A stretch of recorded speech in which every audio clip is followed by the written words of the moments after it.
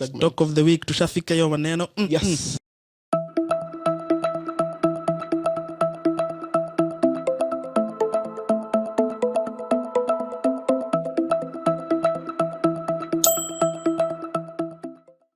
So our stock of the week for episode 10 is Nairobi Business Ventures. So there's one of the latest companies to be listed on the NSE. That was in 2016. It shows you really more companies should be getting listed, yeah. Because if now 2016 is one of the latest, the last time we saw a company being listed was Kitambo. So It's been a while. something about Nairobi Business Venture, we're going to call it NBV. Yeah, when we say NBV to mean something else, we will clarify, like net book value and all that. But yeah, I hadn't thought of that, but yeah, NBV, Nairobi Business Ventures. yeah. So Nairobi Business Ventures was incorporated in 2012, March of 2012, I think. By the name, it was incorporated by the name Kwanza Shoes. Then later changed or rebranded to K Shoes, which is Kenya Shoes, I think. Yeah, then later on now it got to Nairobi Business Ventures. So it deals in retail of leather and leather accessories. I think the model is that they import, or they used to import, products and leather products from Asia and India, I think, to Kenya. Then they rebrand them, then they sell them. So that was their model. And then, until recently, when they decided to expand, they've made acquisitions in different industries, aviation. The other ones are which ones? Automobile industry, then cement manufacturing as well. I don't know what's in cement. People have been really getting into cement lately. With the whole dev key thing. Just talked about that. Yeah, so they've embarked into an accelerated growth phase. Clearly, you can see through the acquisitions that they made. They made recently were 4 companies at, I think, 3 billion Kenya shillings. Yes. And then something interesting is at a point they were suspended, their shares were suspended from trading in the NSE. That was in 2020, I think. Yeah. That really affected their stock price. Went down to around less than a shilling. Then now it's trading at 5 shillings, I think. One of the most. All this happened in 2020, by the way, coming from 0 point something shillings, less than a shilling, Kenya shillings. Yeah, to more than 5 shillings. More than 1,000% growth. Yeah. So, what do you guys think of that? What are the factors that could have come into play that caused that, other than the fact that it was suspended the shares were suspended for trading? By the way, just to clarify things, they were suspended for trading so that the company could restructure. Which also is another question I have, because why do you have to get your shares suspended for trading for you to restructure? Can't you do that concurrently? Can't you restructure and reorganize your business while listed? That's when you're restructuring, it's usually an overhaul moment, okay? Like there's so much happening, so definitely that it might reflect on the NSE. And when you're restructuring, as I've just said, from the word overhaul, okay? So there's an overhaul.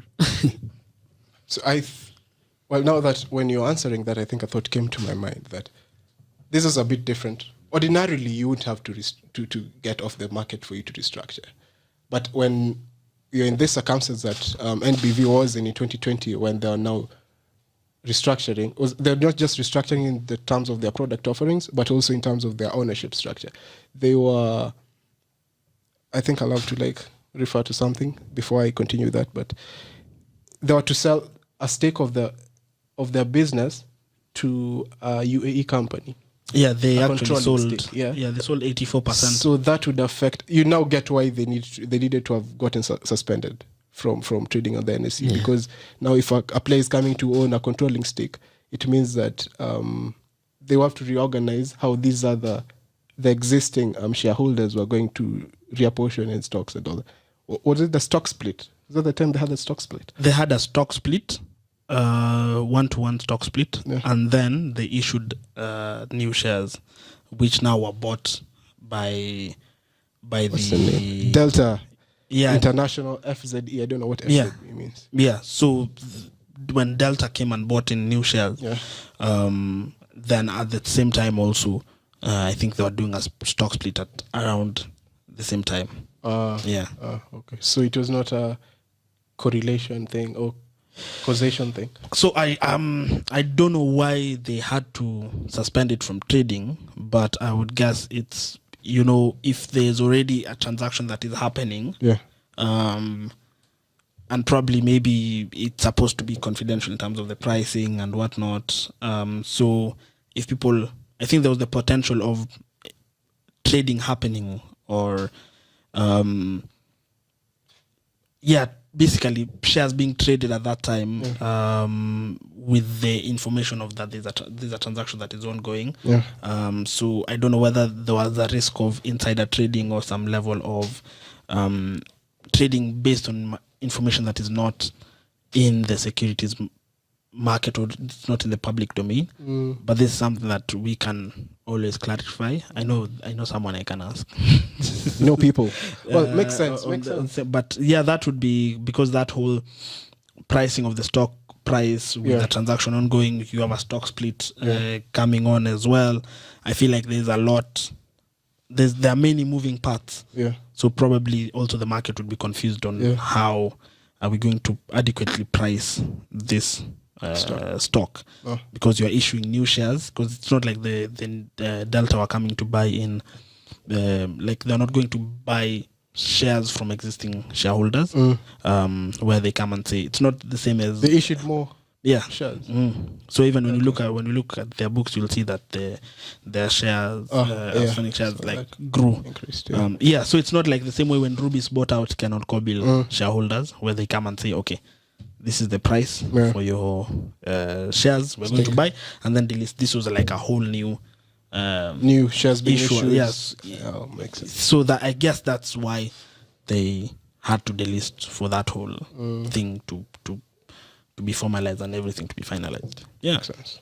So basically I think for NBV, the interesting thing is they're expanding, but when you look at their manufacturing, they say that their core activity is now going to be manufacturing. So they say NBV's core business, this is just straight from their website. Okay. NBV's core business and priority shall be to set up a cement manufacturing facility with a capacity of 1.25 metric tons per annum. So with the latest state-of-the-art technology. So NBV is in the process of acquiring suitable land in Nairobi and Mombasa for the proposed manufacturing plants. So again, it looks like they're dipping into manufacturing and cement manufacturing, to be precise. I'm not sure about the outlook of making the business decision of going into cement. I think that is, like we've seen already, the bigger players, Akina East African Portland Cement was really struggling. Then we have Bamburi, who are doing well, but it's a lot because of the, as Kiken pointed out, because of government projects that is benefiting them. We now see DevKey struggling to be competitive and wanting to have protectionist policies. So I don't know whether the cement manufacturing facility is the best idea, but for them, they're arguing that they do have the latest state-of-the-art technology. I don't know what technology that is that will make, because they say they shall have advantage of lower production costs with the automated technology and achieve superior quality as well. So if that's the case, if you can hack price and quality, I mean, then the market is yours to conquer. But it's up to you to prove to the investor that you have to show how you're going to do that. Like just like Kali has asked, they're saying that they have state-of-the-art machinery now. Yeah, machinery can do it. I mean, if you have the latest technology that you can produce at a very cheap cost and still at the high quality, I mean, what do you need to do that? What do you need to produce cheaply and high quality? I mean, you need technology, you need machinery, the latest machinery, and that's what they've said they have. So that's what they say they're going to invest in. But NBV didn't have an option for them to get into now. We saw that they acquired 3 businesses. One is in the automotive, and then another one is an airline maintenance, and now in cement. They didn't have an option because their previous business model, died. It was died. Because the you remember the K shoes stores that was in Nairobi, doing very well, but it got to a point, various challenges. We started. If you look at the market share of shoes in Kenya, you find that people, when we had the online wave, okay, so people buying stuff off Instagram and the likes, so people walking into shops, became a different thing, and people doing deliveries and the like, so that sort of like changed things. And now also they are facing imports, Mtumba shoes and the like, so it was a really difficult market. So they didn't have an option. Now when the strategic investor came in last year, so the strategic investor came in, and now you see the business now is changing to another front. If you're currently having NBV shares, just hold. I think a good time is coming. We are in the good times. They've seen worse times. Are we in the good times? Less than 1 shilling. I feel like it's very uncertain times at the moment because you don't know how these businesses are going to pick up. As I've said, the manufacturing, for me, the outlook on manufacturing is 50-50. Unless they do say that their quality and costs, if they're actually be able to hit it, then that's good. But then we have to still wait up for a bit for the plan to be set up and everything. It's just, I think, in October that they announced that they've finally secured land in Machakos. So we'll see when they actually start setting it up and all that. I don't know whether they bought this land from a related party. Yes, that was my next question, because the CEO of NBV is called Harish Soni. He has affiliations to Delta FZE, which owned some of these companies that NBV acquired. That is affiliation, like a family founder, relation, or no, it could be like the owner. Okay, could be the owner or a major shareholder there, but he calls the shots there. Okay, that's two. Actually, so he owns most of these companies, and even Shriji Enterprises, which is the firm that is selling the land to NBV. He has affiliations to it as well. And also Shriji is a subsidiary of NBV. Yes. Yes. So this guy owns this or has a stake in these companies, then he sells them to NBV, where he's the CEO. So I think for me the question would be, I'd be curious to see how much they bought the land for. Probably this will be revealed in the next financials. I don't know. Do they usually do half-year reports as a listed company? I've seen periodical. Anyway, I don't know whether it will have the significant details, but the financial year ends 31st March. You're not obligated, but they usually do. Yeah, so I think that will be something to pick up on in the annual report, especially when you look at the transactions with related parties. Because I'd be curious to see how much they bought this land for, considering it's in Machakos. At least we know they've said it's 11.33 hectares. To see just whether the price is actually market price or whether there was a premium that they charged on account of it being related parties, blah, blah, blah. That's all sort of thing. So for me, since for me, I've not... Keegan was saying if you already have a position in NBV, you should hold.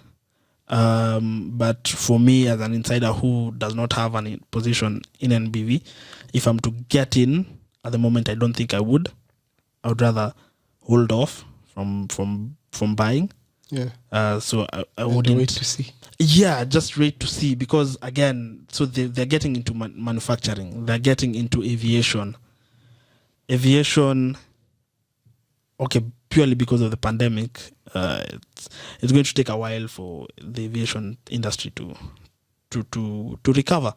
But on the bright side, at least it's aviation repair and maintenance.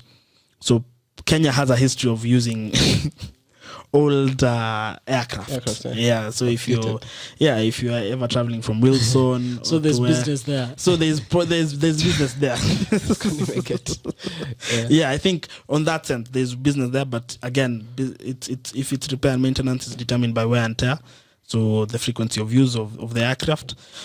But still, because the industry is still like recovering and it will take a while. Well, again, that is a wait. What is my outlook on that? Probably it will grow, but again, it depends on the price that they got it at, which we haven't seen. Let's wait for those reports to see whether they bought them at a premiums. Yeah, but again, like when we look at their stock price this year, like it spiked in October, just about the time when they announced the acquisition of the land. So people, I think, are very sensitive to these market events. They're like, okay, they're going to go through with their investment. But again, there's some things that are weird when you look at when you look at their operating costs. Yeah, and they do not have line items for salaries and wages. And did you see the breakdown? Because most of these companies, they tend to consolidate them. Yeah, the breakdown is in the notes. Administrative expenses. The breakdown is in the notes. Yeah. Is in the notes to the financial statements. Where is it? It's very weird here. So they don't have salary. Look. They don't have employees. Administrative expenses. We'll insert a clip of this, what you are. Yeah. Administrative salaries and wages, Nothing. 0. Staff welfare, 0.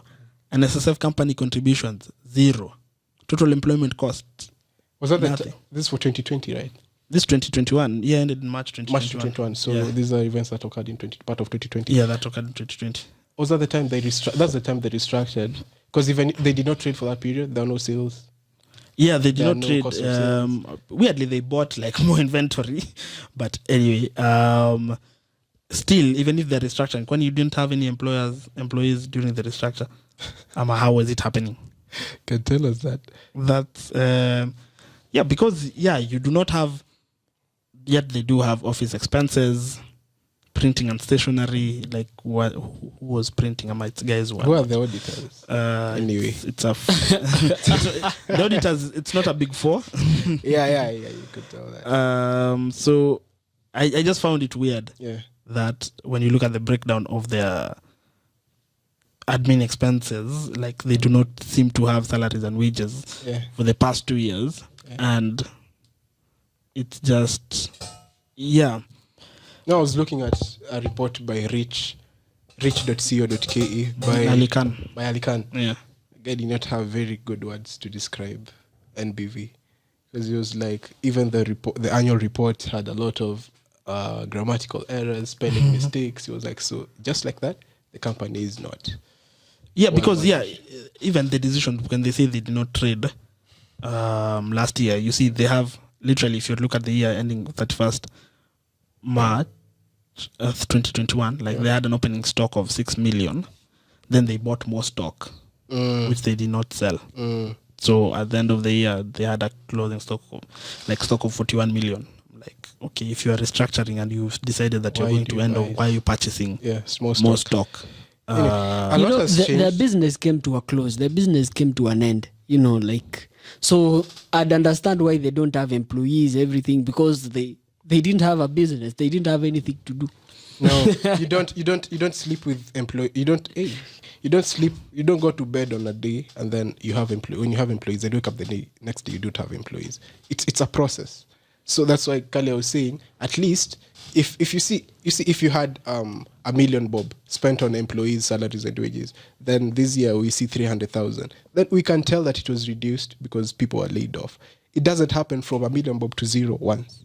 You get So I just found that to be very, very weird, laughable.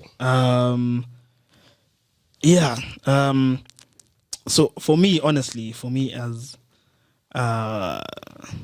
even for Keegan, now that he says it's a hold, I would rather sell. Okay, I'm about to come up with a different one because I think you should buy. Why?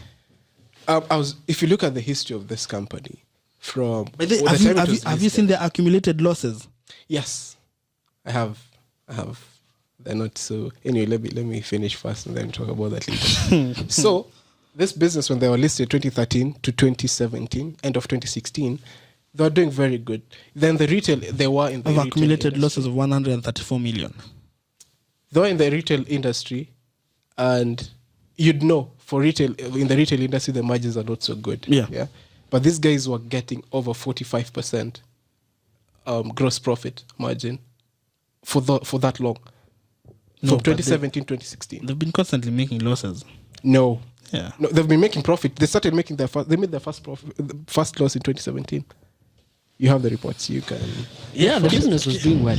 Yeah, exactly. So they've made their first loss in 2017. Around how much was it? I can't remember, but that's when they made their first loss. So that was done. Then the nature of their business, they have a lot of inventory. They had a lot of inventory, and their current ratios were not so bad. Quick ratios are very bad because they have a lot of inventory, and so if you take that out of the whole equation, they cannot meet the obligations as they arise, and that is why the same time 2017 they reported something that's called other loss in their SPL, profit and loss. What that meant is that they went to the inventory was held by landlords. They could not pay rent, so the inventory was held as, I don't know, collateral or what. So that led into the other loss line in the profit and loss statement. So I think that is the time when they started having problems. Yeah. But then there's a turnaround because, okay, first of all, it shows you that the management is not that bad, especially in this period from 2013 to 2017.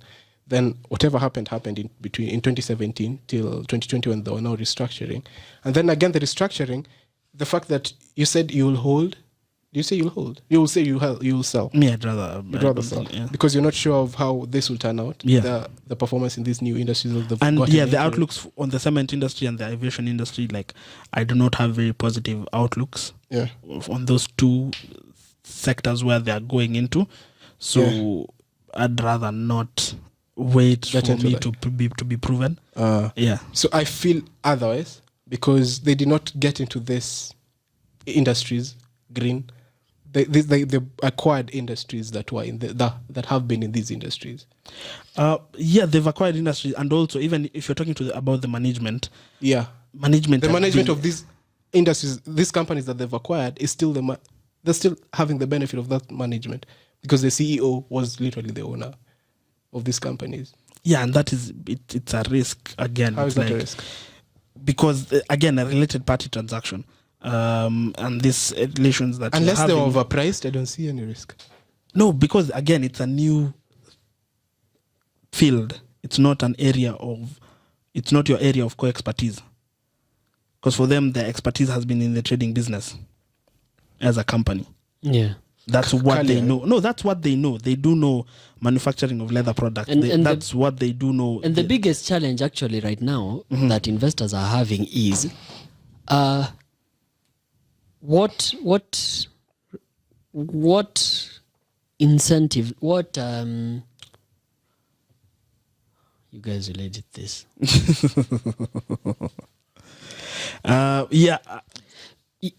The thing that I'm saying is, now what assurance do investors have that these guys will succeed in this business they are going into? Exactly. Because they're going into a whole other new field, okay? So probably investors are casting their hopes on the strategic investor who came in 2020 that probably this person understands this business that they're going into, and that way we have an assurance that NBV is going to succeed there because to an extreme and on a light note, it's probably like a shell that's going to there's nothing in it, it's just going to another whole at a new place.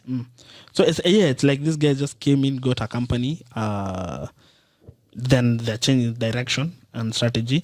And again, because the investor is a foreign investor, it's not a local based investor, I think these ideas that they're coming with, it's like, we'll have new technology for cement manufacturing that is going to make us competitive. For me, I feel like that's something that is maybe good on paper, but maybe actually implementing it is going to be harder. Because for me, always my argument usually is, okay, if this technology is there and has been there and is going to cheapen, why haven't other major players adopted the technology? Unless it's proprietary. So you're not buying those. Unless it's proprietary. It's the same thing we've had even in real estate. Advanced technology. We've had with these innovative building solutions, prefabricated, like how everything is going. Ultra modern. Yeah, all those things that have been buzzwords, but still, real estate is still brick and mortar. The kawaida. Still need cement. Yeah. Still need manpower. Still, that's been happening. Still. All this innovative, it's going to make things quicker. Yes. But the cost to be able to build it quicker is insane. So that's, again, my feeling on NBV. And again, I feel like they need to do more in their reports. Like there needs to be more disclosure to understand the business properly. They're not behaving like they're listed. Anyway, I don't have that fear that you guys seem to have. Because this CEO, Harish, okay, the company NBV bought these companies, that were dealing in these industries that are in very different. Which is not their core business. I think as a management, I think one of the things you need to look at as a management, do you have experience in this area? If you reason like your core business, you can reason like that, it makes sense, but you can't be too rigid, because then you need to. Diversification is a strategy. It is a strategy, but so you cannot diversify. It should not be a scattergun approach and hope that one is going to make it. Yeah, I mean, if Equity Bank today decides that we are going to run restaurants, what assurance do the investors have that the team at Equity will succeed in running restaurants? See, they even opened Equity Investment Bank and had to close it. Yeah, I think they did. But anyway, Keegan, it's not always an assurance. Thank you for that example. No, it's not helping you. Because I get for some way. If now this Equity starts building hospitality spots like hotels and all that, and then they're the ones in charge of the HR, they're the ones in charge of all this, bringing it together, it's a different ballgame as opposed to when Equity acquires a company that has been dealing in hospitality for as long as, 30 years. Because they still have the advantage of skills and human resource and what all skills? That. Because these people know what they're doing. What skills? They don't know what they're doing. It's a new business it's for them. It's not Equity. I'm not talking about Equity. Equity is acquiring a company that has been dealing in hospitality. So that's what these guys did. They acquired a company that has been dealing in aviation, repair of what aviation or whatever. So they know the company, they know the field. It's not NBV that is going to start. But at the end of the day, for you to be successful, you have to be actively engaged in the business. Which is why the CEO is a common factor. The CEO was the one who was a factor, was in the management of these companies that have been acquired now, and is still also in the management of NBV. So what's your fear? As in, the fear is, unless you know the operational aspects of a business, you can't manage it. Like, you'll be doing it as an investor. Like, you won't know what things are going on. You won't be able to understand because you do not know what to look out for. But you're buying from yourself. Again, you're just promoting yourself. In that case, it could be that you're just buying from yourself to promote yourself because you have interests there. Yeah, so very diverse opinions. For me, I think on NBV, it's like either they just need to tell us more on what is it they're doing, how exactly. Like, I think the disclosures need to be more there. We need to be very clear on what it is they're doing. Like these companies that are they fully owning? Did they fully buy? Yeah, it was 100% acquisition of these companies. Yes. How are they funding it as well? Because that hasn't. I think for now the assumption is that the new investor is the one pumping in the capital. But assumption is it? Of course, it's not from internally generated funds because they do not have. They have accumulated losses. Yeah, they do not have any of that to. But it's not finance. all gloom and doom. If, as they say, they have the technology to produce cement at a cheaper price and more quality. Kale is not buying if they do have that, because from an operational metrics, if you hack that, you've struck gold. Yeah. But yes, because they've said they'll invest how much in that something billion, 1.5 or something, into. So anyway, at the end of the day, I think basically they need to tell us. We need to get more clear ideas, more clear information from NBV for us to be able to say, okay, this is what they are doing exactly. This is the price that they're going for, and this is what it cost them to get this. And how long do they intend to set up the manufacturing plant? You know, how long was a plan to break even? When are they breaking ground? When are they going to be operational? All this, then we can be able to say, okay. But see, they're not breaking ground because they're buying companies that were in operations. They've just they're setting it up. Yeah, makes sense. Makes sense. So on NBV again, for me, I wouldn't buy it for now. If I had it, I'd sell it. I feel it's too uncertain for the next couple of years. So yeah, I wouldn't. Well, you'd said you'd hold. I've convinced him. He's thinking of selling. I would buy. You'd buy? I would buy. You're just operating on faith and hope. Hope is not a strategy. Isn't that how the market, even hope is not a strategy. Even if you do your fundamental analysis and all that, there's still a very big element of hope in your decision. Anyway, that's episode 10. Very interesting conversation. Yes, let's wrap it up. We wrap it up. Wrap it up. Okay, I've been your co-host, Keegan Kiplimo. Kalia. Yeah, I've been Daniel Kalia. Remember to like, share, subscribe. And give us your thoughts, opinions, information. If you have any deeper insights and information on what it is that we're discussing about, kindly share them with us. So it's been me, Daniel Kalia. I've been your co-host. Should I say I've been the boss? Because I've never said that. Okay, I'm the boss for today, Mr. Fanning. Cheers. Cheers. Remember, it's nothing personal. Just